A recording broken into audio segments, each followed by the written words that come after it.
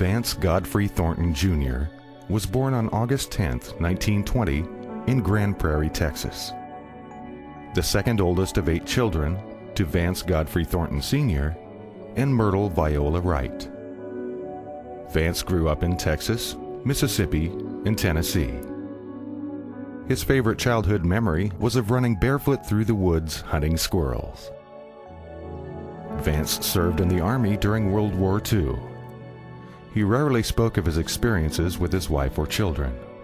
He was guarded about his time in the service until the mid-1990s when, during a late-night visit with his oldest granddaughter Tambra, he finally revealed the reasons for his silence.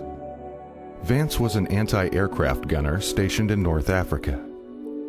He and his fellow soldiers were being relocated in a troop transport truck, the kind with metal bars covered by a tarp. He was sitting next to his best friend, and they were joking about how Vance didn't get to sit with his back resting against the metal rail. Suddenly, their truck hit a landmine. Vance's friend was killed instantly, but Vance was relatively unharmed, except for the shards of bone from his friend's shattered skull embedded in his face and shoulders. Vance received a Purple Heart for his injuries, but refused to accept it. The doctors were able to remove all the pieces of bone except one. It remained buried in the side of his nose until the day he died.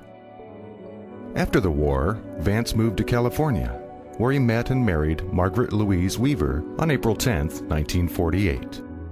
Vance and Margaret had 4 children: Charles C. Louise in 1942, Kenneth Walter in 1950, Penny Janine, born in 1952, and Mary Margaret in 1956.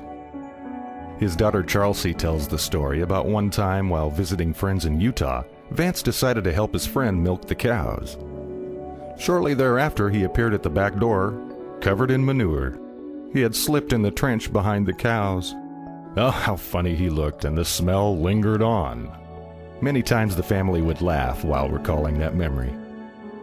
Vance made a career as a draftsman and contractor. He never went to college. All his knowledge and skills came naturally to him. He owned his own construction company, building custom homes and the occasional business building. His first company, started with a good friend of his, was called Bo Thorne Construction. Later, he formed Thornton & Son with his son Ken. Vance was a man of high integrity. He had a soft, quiet voice, and he had a great love of family.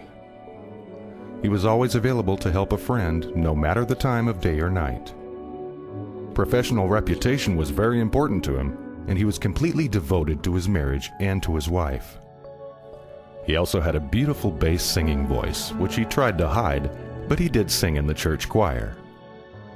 He also played the harmonica. His family would love to hear him play around the campfire. Vance belonged to the Church of Jesus Christ of Latter-day Saints and joyfully fulfilled priesthood responsibilities. He was in the Aaronic priesthood and an elder and high priest in the Melchizedek priesthood. He loved working with the youth and was young men's president, Sunday school president, and counselor in the bishopric to several bishops. Vance loved hunting, fishing, and camping. He was very involved with the scouting program and taught many young men hunting, fishing, and camping techniques. The mountains, lakes, and streams were his favorite places. Vance also deeply loved his family. He was always the happiest surrounded by his siblings, children, and grandchildren. Every Sunday, he and his siblings would have a potluck at one of the homes, usually his sister Bernice's. It would start after church and not end until well after dark. As the children grew and left home, he and his brothers would organize a family reunion each year. After their mother died in 1989, the big reunions seemed to stop, but individual family ones took their place. Vance passed away on April 30th, 2000, in Little Elm, Texas. He will always be remembered as a hard worker with utmost integrity. But most of all, those who knew him will never forget his quiet love and devotion to his beloved family.